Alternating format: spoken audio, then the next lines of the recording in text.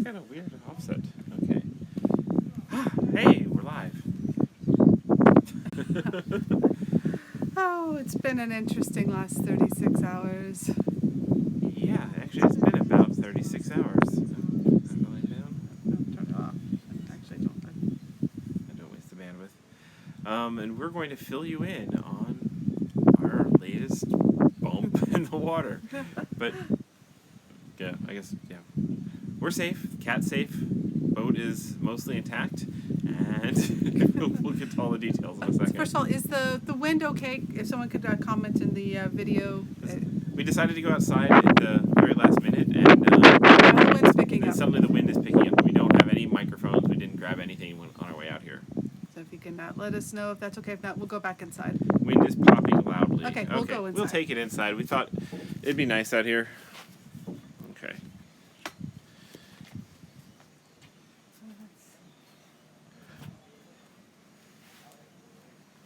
You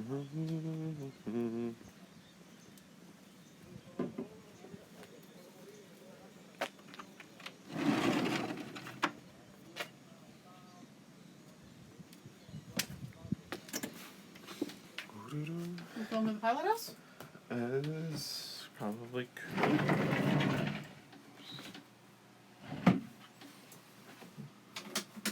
The lighting So it's super great light in here, but how's it look? looks fine. Okay, there we go. So you and Kiki are going to talk about it, and I'll just stand here. That sounds good. Yeah. Okay, we're back inside. That doesn't really make great background. Kat, you need to move? Or why don't you tell everybody what's going on? See the cat is hugging the seat. Here we go. We're in the Admiral's ready room, so. Yes, and she's ready for food again. Again, she's always ready for food. Okay. So, hey, what happened? All right, so, yeah, I guess we'll go ahead and get started. Just know up front, we know that there's probably a lot of you that are much more experienced boaters than we are. And some about what we're about to share, you might just say, hey, I'd never let that happen. Yes, and some of you are lying. No. And some of you aren't. Yes. No, But there are things that we could have done better. So, Yes. and we know that, and we're going to point those out as we Yes. talk about this. But we're not interested in told you so comments or armchair skippery type comments. We're interested in good constructive advice in places that we might not already have addressed. But yeah, just anyway. Be gentle. Be gentle. We're raw right now, and we're already beating ourselves up enough. We're really beating ourselves up. I'm beating myself up. Okay. You've been really kind to me. So what happened? Well, so All right, with yesterday morning. Well, the day before, we actually did a live cast. Some of you probably joined us for it. We did a cruise through Barnes Sound. Took you along for the ride. It was a beautiful cruise. Mm-hmm. And that evening was a beautiful anchorage. I mean, you might have seen the sunset images that we posted. It's absolutely gorgeous. And wonderful night. We managed to hide from the mosquitoes before they came out too badly. Had a wonderful night at anchor, and got up early. Got up actually almost at sunrise yesterday morning, and beautiful, still glassy water. It was absolutely ridiculously gorgeous out. I was actually contemplating asking Chris if we could just stay there another day because we had great connectivity. It was beautiful. It was calm. Weather's looking good for the next 2 weeks ahead, and just we're probably gonna be a while before we can find beautiful anchorages like this. Yeah, I mean, and we are the only humans in sight. It was one of those paradise anchorages, and then while cooking breakfast, generator was running, and we've been having we're pretty sure it's fuel system issues with our generator for a while now, and it would kind of stutter and struggle with lack of fuel, and it's not the filters, and it's not it's not the simple obvious things. So we haven't. It's been on the when we get to Fort Pierce, we'll find and isolate whatever this fuel system is, but the generator always runs. It would stutter and then come back, and it never has failed to start. It was never fully stalled until yesterday morning during breakfast. The generator stalled, and it would not restart. And Chris spent about a good hour or two doing some diagnostics on it. We bled the fuel lines. Yes. I read through the manual, looked online for any quick tips or anything that we might be able to do to fix it. seems like it, narrowing it down further, it seems like it might be the fuel pump went out, which we don't have a spare on. And, well, okay, well, we're heading to Fort Pierce. We're going to be doing all this electrical work. We're planning on having the generator address this anyway, so maybe this means we can't anchor out anymore on our way up. We're only one night at a time. Yeah, our batteries seem to last overnight just fine. Because we have really strong electrical loads on this boat. We've got a refrigerator, we've got a portable freezer chest, we have an ice maker, we have a little mini fridge. Way too many fridgy things. And everything's electrically powered on this by the inverter, yes. By this inverter, and we're solar geeks. We want solar, we want lithium, we want a high-end inverter, and that was projects that got punted due to Hurricane Irma. Those are stuff that we were leading up to doing in Marathon. And now we were leading up to doing them in Fort Pierce, and actually.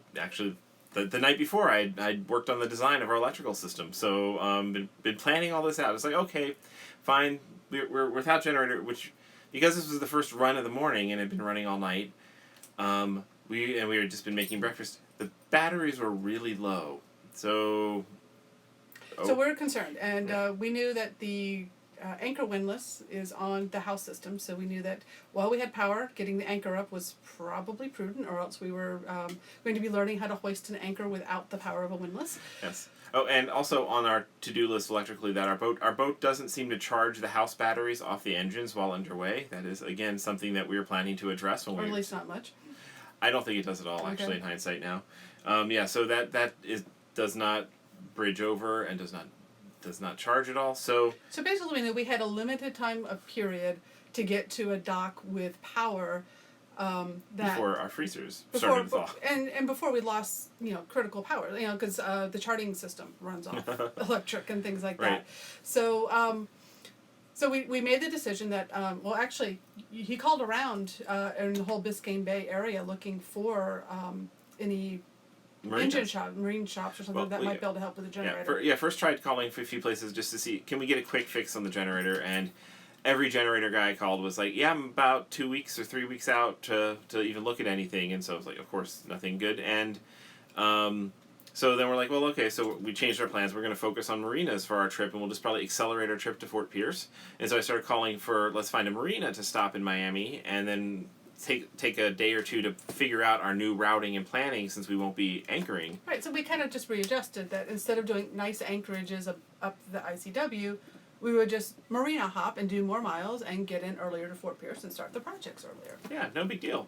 And then the first marinas I called over in Dinner Island, I think it's Dinner Island in Coconut Grove, they're like, yeah, no, the marina's closed from Irma damage, and actually every marina in Coconut Grove is closed. Every marina in this whole area is closed from Irma still. I'm like, oh, well, the marinas down at Marathon are opening up right and left, and that's ground zero. I didn't expect Miami would be still so hit, but apparently parts of it are. So started calling further and found a marina on Key Biscayne.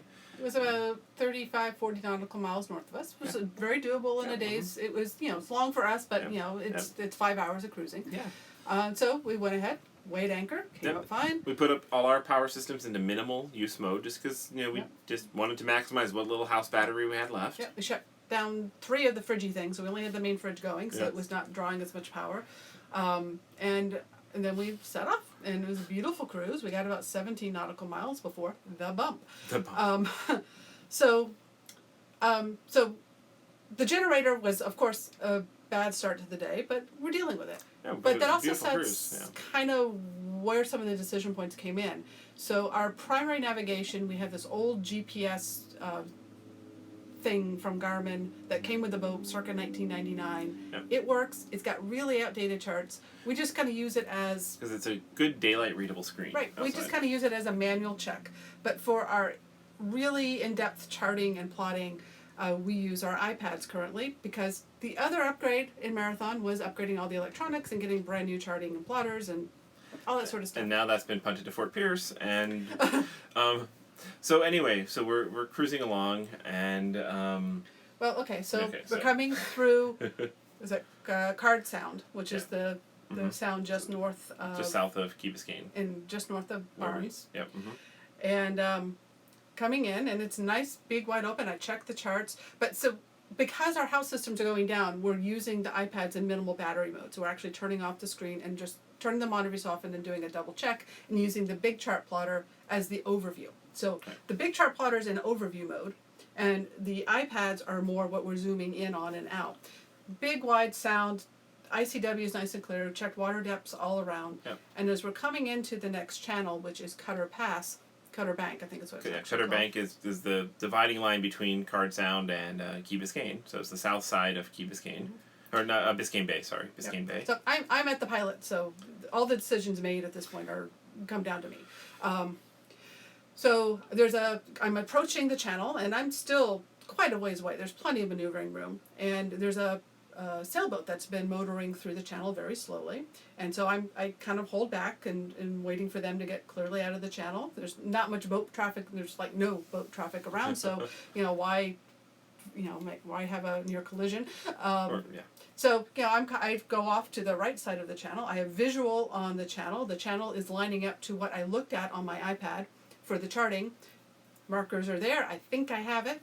And then sailboat passes, and I start making my way into the channel. Well, the boat then basically goes zoop, zoop, zoop, and not like that. Ouch. And, oops. I hear crashing and banging downstairs. So I put the engines in neutral, and thankfully no boats around, and they're outside the channel actually has deep water, so we're not too concerned about hitting rocks or anything, but they are close over there. Well, it actually really wasn't a rock issue. There was, because on the charts, that even the Navionics, very updated this week's sonar charts, there was plenty of depth. Our depth finder is still reading 7-8 feet. We hadn't gotten to the narrow part of Cutter Bank yet. Yeah, this is just the entrance to it. Yeah, this is way up where you're lining up. Right. So we tentatively try the engines, because we are now blocking the channel, and we are moving about, and there are rocks off to the side a while up there. Far away, But we definitely are very aware of it, and we want to see if we have any maneuvering power, because we can always drop the anchor, but doing that in the middle of a channel is not preferable. So we actually do have power on one of the engines anyway. Yep. On the port side engine. Well, yeah, the starboard engine, when it's on and in gear, is making awful noises. Knocking sounds. Yep. So we're able to get safely out of the channel. And then Chris goes down, checks the bilges to make sure we're not taking on any water. And at this point, we suspect we've done something to the prop. Yes. Or I should say, I've done something to the prop. We check everything over. We do actually start up the starboard engine, and it does start up just fine, but the knocking sound comes in, so we decide that we're just going to go on one engine. Well, knocking sound when we put it in gear. When the engine's running, it's running fine. It's just knocking when it's in gear, which is not good. And we debate, do we want to just drop an anchor and call Towboat US and do further diagnostics? But keeping in mind that our generator's not working and our power systems are at getting down to critical level, we don't know if we have enough power to actually pull the anchor back up, so we would be reliant on having to have Towboat come out and help us with that. And meanwhile, we do, and by the way, we have a separate, completely independent power system for our handheld VHF radio, so we still have communication no matter if the main electric goes down the rest of the way. Right, and we have great cellular connectivity. Yes. So we're like, okay, let's start cruising. Okay, we figure out that we can go about 4 knots on one engine, and we test in the other engine. When it's on, the prop shaft is going wobbling in the back, and even when it's off, even when the engine's off and out of gear and it's freewheeling, the prop shaft is still wobbling like crazy in the back, and if we go much faster than 4 knots, the whole engine starts to shake from that wobble. Occasionally we'll hear a very, very loud hammering kind of coming from underneath the port starboard rudder. So not sounding so good on the starboard side. The port side, everything seems to be working fine. Yep. So we have all the hatches open, the lazarettes open, so we're going down, visually inspecting what we can from up top of the boat. Chris actually contemplates us just drifting for a bit, and he'll go dive with a swim rope and go look to see what's under there. But at this point, we decided, since we don't know what's going on, to go ahead and call Towboat US. Now, Towboat US is like CoachNet for RVers. It's you bought $150 a year for their unlimited gold plan is what we bought that the night before we took delivery of our boat. Every mariner will say this is the best money you can ever spend, and we will now double stamp that as affirmed. So we decided to call them and get advice on what to do, because we're like, okay, where can we go? what do we need, and where should we be heading at this point? And are we damaging our? Because we're clearly, if we can only make 4 knots of headway, we're not going to make it anywhere close to the marina we were shooting for, way up in on Key Biscayne. And we don't know if we're doing further damage driving on one engine with with this unknown situation down below, and we don't know if there might end up springing a leak at some point. So, towboat guy is like, hey, I'm only 30 minutes out. Yeah, I'll be there. We'll bring you in, and we can assess what's going on together. And he started, by the time he arrived out to our boat, he had already been on the phone with all the haul out yards in the Miami area to start checking for availability for us, because his first thought was he would just tow us straight to where we can get hauled out. Get hauled out. He says, you know what, I'm not getting any calls yet. So let's go back to what are we at? We're Homestead Bayfront Park is Bayfront the nearest marina, which is where he's based out of. He says, I know I have a guaranteed seawall spot for you there where we can tie you up overnight, and I can either tow you dock to dock on Friday morning or Monday. And that's all included in your towing package. He says, don't worry about it. It'll just be a continuation tow on Monday. Yep. Like, okay. All right, great. So that sounds great, because it's only like 4 miles. And so we get there. It's a long channel, puttering channel to get in, and they actually bring out a second towboat to watch our stern coming in, because it's a very tight channel with rocks on both sides. Yes, and then they needed the second towboat to maneuver us into place on the wall. But so as we're waiting for the second towboat to come out, he says, I found a haul out spot in Miami that can get you in Monday morning. The prices are really reasonable. And he says, so we'll take you over there on Monday unless you find other arrangements on your own. And so this place on Monday is Sea Lab Miami Marina. Sea Lab Marina. It's the furthest up the Miami River you can go. So we're going to be towed through downtown Miami and all the way through the industrial part of Miami, all the way to basically the Miami airport, which is going to make for an interesting trip on Monday. And we're in a lovely park. It's a county park. We've got a little beach to swim on. We've got walking trails. There's a full marina here. If we wanted a full slip, they said they could try to get in there. But this morning, we got the GoPro out on a stick. We have a mount for our line handling stick as a mount for a GoPro, and took it underwater. And Chris actually dove under the boat today, because we wanted to see what was going on. And here, I'll show you a picture. I don't know if it'll... Yeah, so it's not just a bent shaft. That was kind of the first theory. It's actually the strut is gotten sheared off. The strut that basically holds and stabilizes the shaft is gotten sheared off and is dangling there. And we think the strut spinning around when the prop was freewheeling was what was causing the huge banging underneath. So that's kind of significant. Apparently, some Bayliner people are already telling us it's not that big of a deal to fix. We'll find out how big of a deal it ends up being. So we're also in communication with our project manager that we've been coordinating with for our work up in Fort Pierce. And of course, we just called him and was like getting his advice as well. And we were sending him pictures of it, and at first he's like, how on earth did you have the entire prop come off, the whole thing, strut and not have a huge hole in your boat and sunk your boat? Yeah, he said he's seen that before. A strut gets ripped off and it rips a dinner plate size hole in the bottom of the boat in the process. And we just got lucky, or maybe Bayliner designed it this way, that the bolts sheared rather than ripping a hole. Or the bolts were so corroded from electrolysis that they just were brittle, and which is a concern for the other side of the props, of course. Yeah. So we got really lucky that that's what's happened. We forgot the other part of the adventure yesterday after we got here. Oh, well, yeah. So this is, we're on a seawall, but they only have a 110 outlet, which doesn't work, but there's one further up. So we the previous owner had given us a whole bag of power adapters. Yeah. So we thought, okay, fine, there's got to be something in there to take it to 110. Well, there are plenty of 110 power adapters in there, but they're all 30 amp to 110. He actually had 4 30 amp to 110 adapters in this bag, and he had absolutely nothing that could adapt to 50 amp, although that's what the power cord is from this boat, is a 50 amp 250 volt thing. So it's like, okay, we're out of battery, and the battery alarms are going off. The refrigerator is still on, the inverter is on, but basically power is out. We've got every light turned off on the boat, and the sun is going to be setting soon. So I'm like, okay, get some advice of the local marine supply place. I call them. They're like, nope, don't have anything that do 50 amp adapters. Try West Marine. I call West Marine. The nearest one is up in Cutler Ridge, which is 15-20 minutes away. And they're like, oh, yeah, we got exactly what you need. And I described it very explicitly, exactly what we need. I needed a 50 to 30 adapter because I already had the 30 to 15s. And so I hop in a Lyft, and it's a pretty long ride up to West Marine. Fortunately, Lyft has 50% off coupons going right now. Get there, West Marine, buy the power thing. It's like, this is it, what you need. Get on the Lyft to come back. And I'm partway back to Homestead Bayfront Park, and I'm looking at this thing, and I'm like, no, this is not the right thing. It's an adapter to go from a 30 amp cord to a 50 amp plug, not from a 50 amp cord to a 30 amp plug. And so I had the Lyft driver turn me around, take me back to West Marine. And the West Marine guy at West Marine is like, oh yeah, I guess that's not what you need. And he looks up at the computer, he's like, oh yeah, the other West Marine, another 30 minutes north into Miami, has it. And so I call another Lyft, go all the way to this other West Marine, make the exchange, get a Lyft to come back to Homestead. It's now an hour drive to get back. The sun has gone down.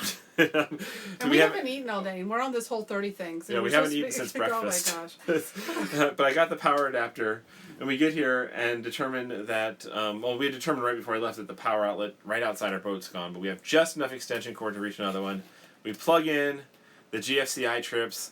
I play with electricals a little bit. I find a way to get it going so the GFCI doesn't trip, and we start charging, and we have the fridge back on. Well, meanwhile, I'm pacing out how far we are to the working outlet down the dock, and I actually have to move the boat by hand by pulling the lights. Now, thankfully, moving a 30,000 boat on the water by hand when there's not wind is fairly easy. So Cherie's moving the boat by herself. I'm running through half of Miami in a lift. We get here and finally we get power and the fridge was still running, so that was good. And the freezer had been off all day, but the freezer had only risen up to 30 degrees, our chest freezer, so got that plugged in right before anything started to thaw. Our Dometic, we've got the Dometic Wi-Fi enabled, which the Wi-Fi doesn't really do much. Portable freezer, which is impressive. So we took it on our evacuation as well with all our food. That's what helped us, take everything and reprovision the bus with all of our food from the boat. So we got a good little freezer. So we got the power adapters, we got all that, and then we started. Today has been kind of like figuring out some of the logistics of exactly what's broken on our boat. So we've been coordinating with our project manager, Jeff. And with the Sea Tow captain, who's going to... Not Sea Tow, it's Boat US. Towboat US, sorry. Towboat US. Towboat US, they've been awesome. Sea Tow is the other competing company. So Towboat US has been awesome. So the captain who's going to be doing the tow for us, we sent him the pictures immediately because there's risk, obviously, when that propeller is spinning around, the top thing is hitting the boat, and that can actually, over 20 miles, can cause a lot of damage. Right. So he has hooked us up with a diver who will be coming on the below the boat and doing a full hull inspection to make sure to give us a really good feeling of. But primarily he's going to be coming to take that prop off so that there won't be this whole shaft with all that weight of the prop freewheeling behind. We thought at first we were going to just tie off the prop so it wouldn't spin, but better and safer to get rid of that wobble and prevent leaks to have the prop removed to take it with us up to Miami. And we're going to seize the other prop as well. No, the other one should be safe to freewheel. I've now been able to look that up. The other prop can freewheel, and the towboat captain wants me to be able to have the other engine ready to go because he'll want some little help for maneuvering through. I think we've got 11 drawbridges to go through to get through Miami. It's going to be fun. We might live cast part of it. Yes. I don't think we actually shared what it is we hit. So we skipped over, So, that's the most exciting part. Yeah. So what we hit is, and had I been looking, if the iPad had been up the entire channel, I probably would have studied it more closely and had known this. What I actually hit was a channel marker that was down. It was the piling for the channel marker. There was another, the green 15 entering the channel was down. And we had checked in the morning. We checked the waterway guides alerts for navigation alerts. And active captain. There were no alerts up on that. And that's something we do just to know what's up ahead. Yeah, is there any alerts along, any notices to mariners along our route? So at the zoom level that I had looked at the channel on the iPad and on the Garmin charting system, compared to what I was seeing visually, had matched well enough, and I thought I was lining in just well enough to give that boat plenty of room and make it into the channel. Yes. And sure enough, I went right over a channel marker that had been down. So you can bet that channel marker missing is now on active captain. I reported that as soon as we got everything confirmed on the boat. This morning I reported to the Coast Guard, the Florida Fish and Wildlife Department, waterway guides, and cruisers net. So hopefully the alert's out there and other cruisers will not encounter this in the future. Yes, and yeah, that is definitely a hazard in navigation because it's the entrance marker for a fairly narrow channel, and the water all around it was plenty deep for us. This was still in the deeper water. It's just, hitting a submerged pole, and we were going about 7-8 knots. Yeah. Not fast. If we were going faster, it could have been much worse. But yeah, hitting a submerged pole, we are assuming probably knocked over either by a barge going by or by Hurricane Irma. I don't know. If it was Hurricane Irma, we're almost 3 months out from that. Right. I would have hoped that some other boater would have reported it by now. I know there's a lot of channel markers down, but it's a huge service to other boaters trying to navigate out of the Keys, into the Keys, to report these things. Yep. So I am hoping that it was a relatively new thing, and it's not just other boaters not reporting things they see. Yep. But we're still floating. The rudder is also bent a tiny bit, and we're getting a few drips through the top of the rudder shaft. Keeping an eye on it constantly, that doesn't get worse. Yeah, and but it's basically enough water that over 5 hours we have to run the bilge pump 5 seconds. So not a significant leak. We are very fortunate there. But yeah, we've got rudder damage, probably prop damage, probably a bent shaft, and certainly a broken off strut. So So we do have 2 props on board that came with the boat and a shaft on board. So hopefully, if those are all in good condition, that will lessen the time that this delays us, because that can be one of the things is having the shaft redone and unbent. That can actually be a bit of a delay. The haul out yard that we're going to allows liveaboard, so we'll be able to stay on the boat. It's right by the Miami airport, so I'm expecting it'll be it's a very industrial area. Very industrial area. So, yeah, I mean, in the end of the day, as long as your boat's not sunk, and if it's a problem that a credit card can fix, it's not a real problem. Yep. That's been our attitude all along, as long as we're all okay. Yes. But I just have to say, the last 3 months have been fun. We've got Hurricane Irma, we had Tropical Storm Philippe just last weekend, and now our first... Well, they say there's 2 types of boaters. Yeah. Those that have run aground and those who have not yet. I don't know if this counts as the ground. I don't know if hitting a submerged piling counts, but it's probably up there. We've been in good spirits throughout it. There was no angry words. There was no fuss. The people at the park are fabulous. The people who did Seatow are fabulous. And we're just meeting all these wonderful, nice people. Seatow. Towboat US. Yes. The red company. The red guys, Towboat US. Yeah, they're fabulous. And it's other than the downside of hitting something and damaging our boat, it's been a good experience. And yeah, so that's kind of what we're up to. And now we're chilling out here in Homestead for the weekend.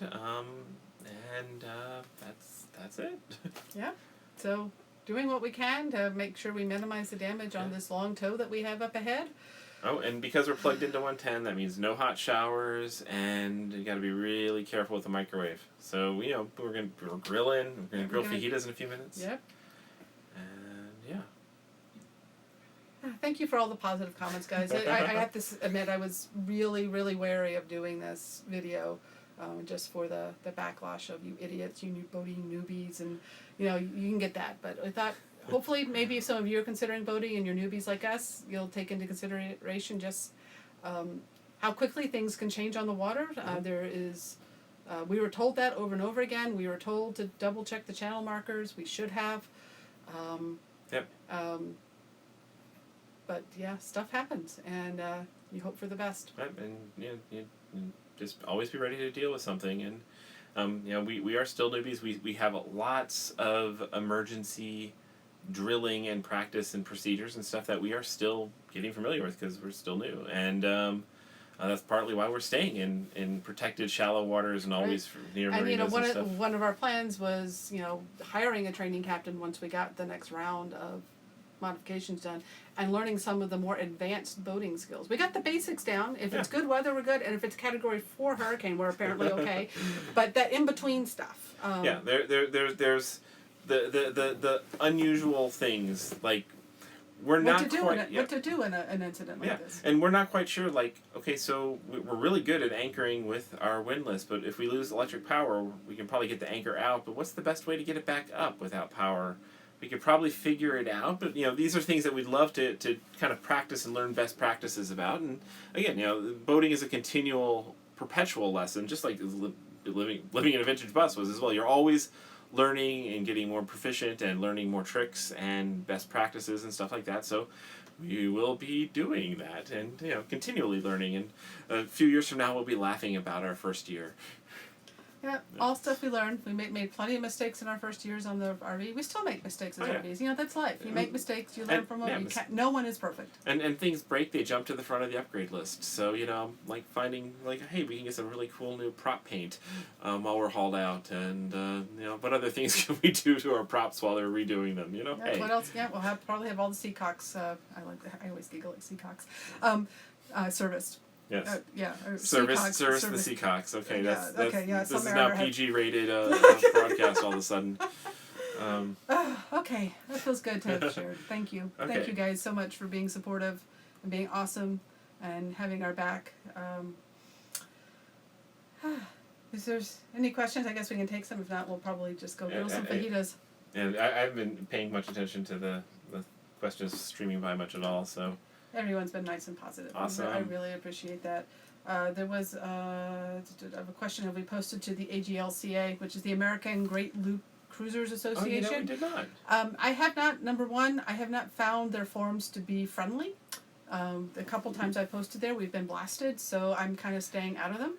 And like when we posted information about being down for Hurricane Irma, and it was just rude.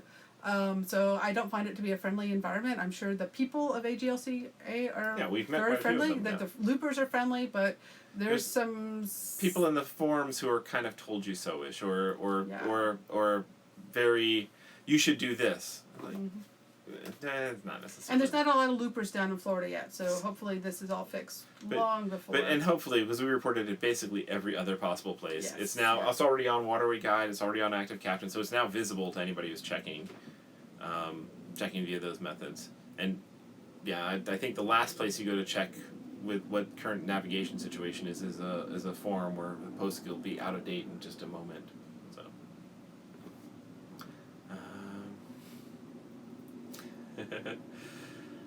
And Jack says more vino. In 14 days, we're going to have some vino. Yes. Once we're off this whole 30, I'll tell you, if a bottle of wine had been on board last night, it would have been really tempting to break the whole 30. But we did good. We did good.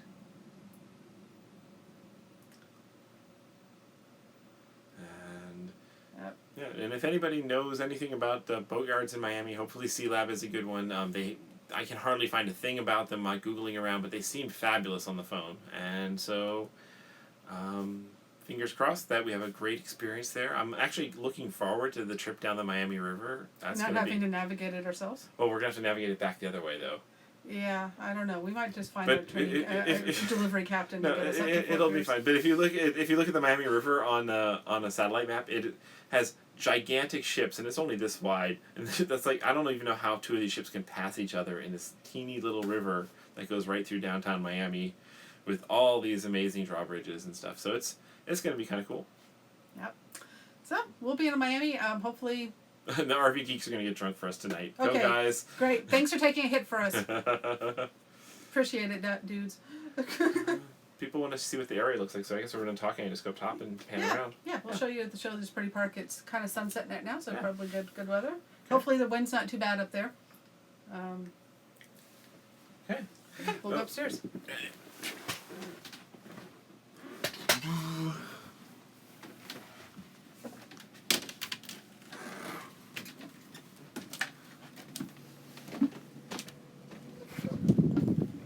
It is windy, so turn down your microphones or your speakers if it bothers you.